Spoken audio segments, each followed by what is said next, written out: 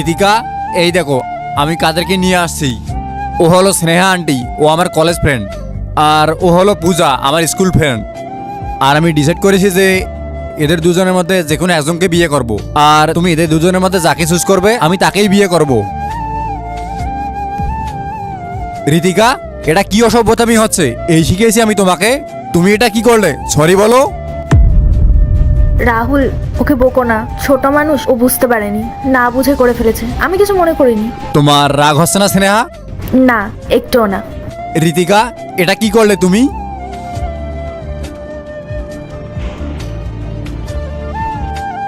ঋতিকা, কি হচ্ছে এইসব? রাহুল, তোমার মেয়ের মধ্যে কি কোনো ম্যানার্স নেই? ও এই শীতের মধ্যে আমার গায়ে জল ছুড়ে মারলো। তোমার সাহস কি করে হলো আমার সাথে এটা করার? পূজা, তুমি এইসব কি বলছো? কি এমন ভুল বলেছি আমি? দেখলে না রাহুল ও আমার সাথে কি করলো? এই দুইটা ছবির ভেতর থেকে যে কোনো একটা ছবিকে ভালোবেসে থাকলে ভিডিওটিতে লাইক করে চ্যানেলটিকে সাবস্ক্রাইব করে দাও। আর যদি না করো তাহলে আমি বুঝবো তোমরা ছবি দুটোকে ভালোই বাসো না। আর কমেন্টে লিখে যাও আমিন।